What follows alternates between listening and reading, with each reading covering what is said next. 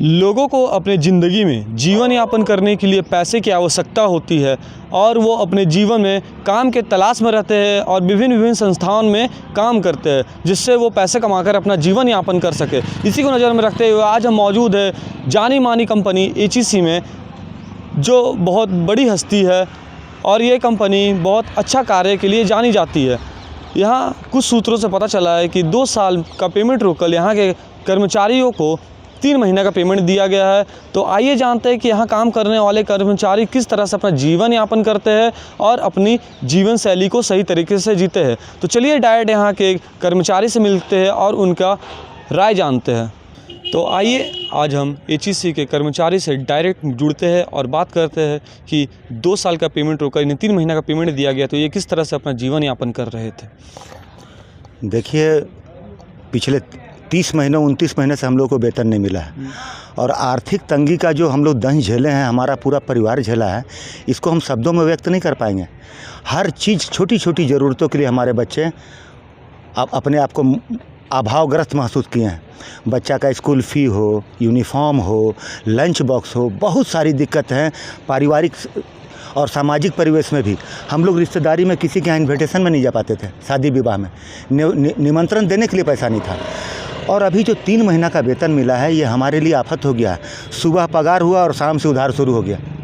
सुबह पगार मिला और शाम से हम उधारी में जीने लगे। जिसका देनदारी था राशन वाला, वो भी इनकम्प्लीट हुआ, 25% भी नहीं दे पाए।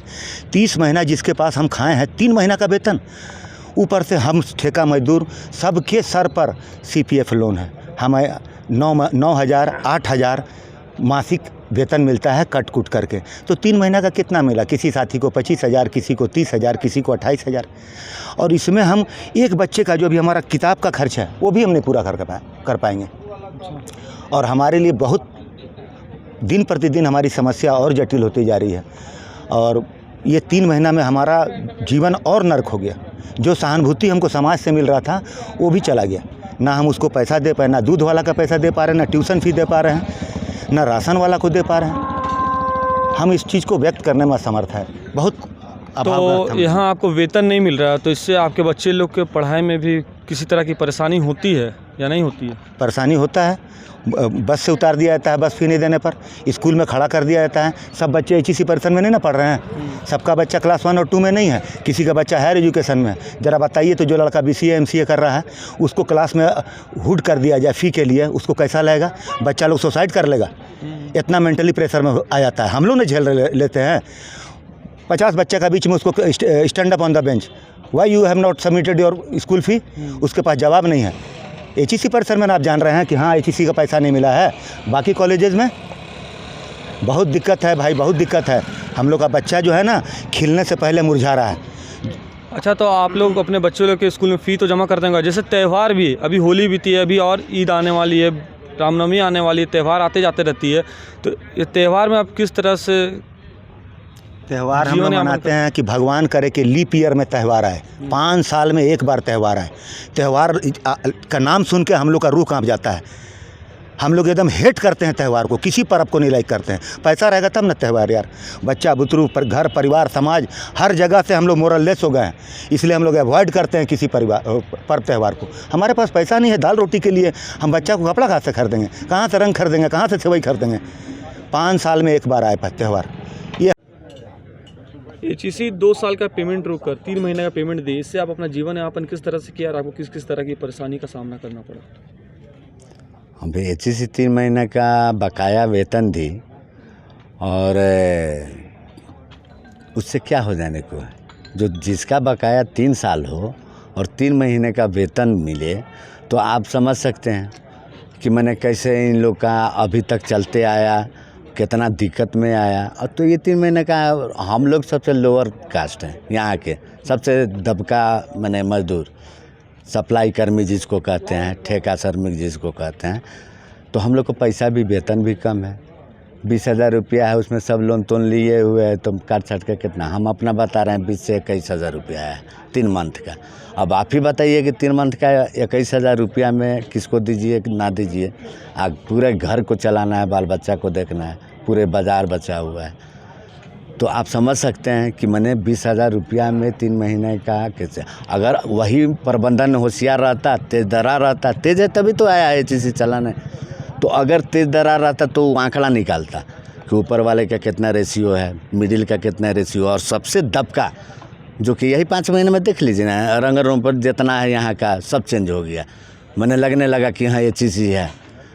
तो आप यहाँ के प्रबंधक को क्या सूचना है? क्या कहेंगे? प्रबंधन को यही कहेंगे कि आप एक आंख में काजल एक आंख में सुरमा लगाने की काम नहीं करें।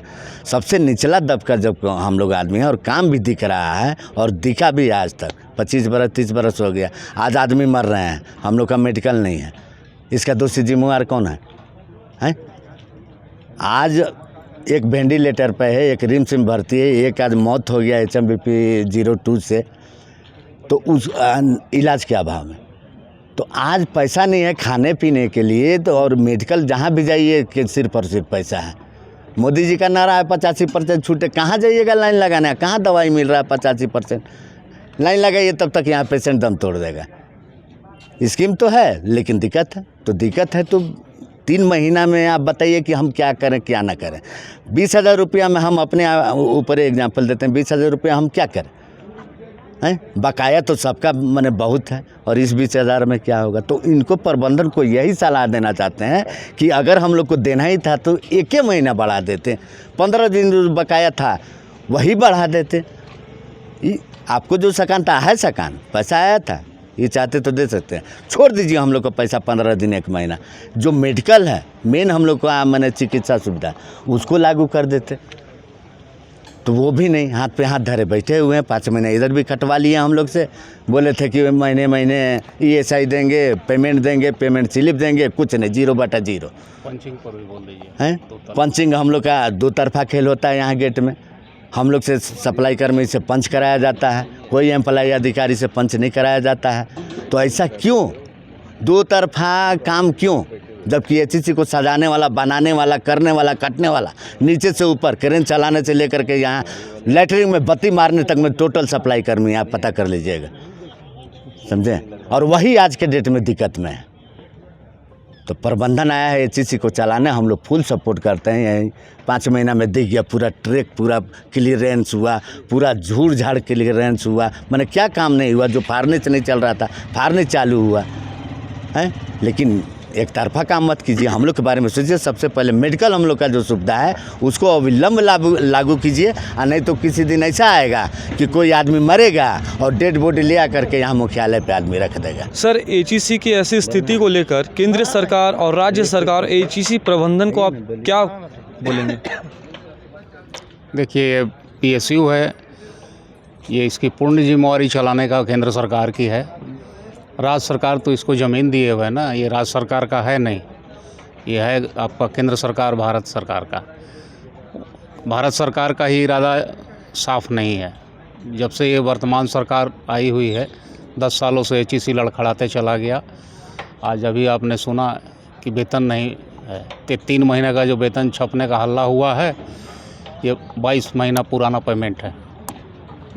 और हम लोग के लिए न कोई पर्व है न त्यौहार है, जो जिम्मेवार है सब एचईसी का भारत सरकार ही है। दूसरे जगह पैकेज मिलता है, यहीं बोकारो में आया पेपर में कि 2000 करोड़ पैकेज मिला, HMTP बंगलौर को मिला। तो एचईसी ऐसा मदर इंडस्ट्री को भी तो कुछ मिलना चाहिए।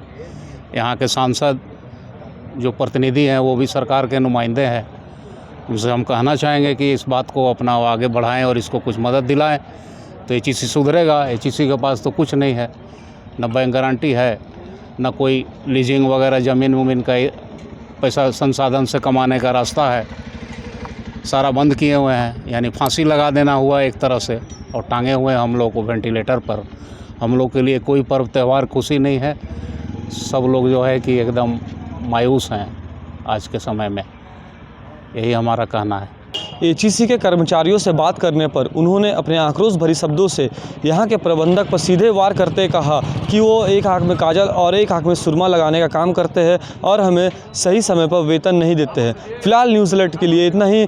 मैं आकाश कुमार सहयोगी उज्जवल मिश्रा के साथ, रांची।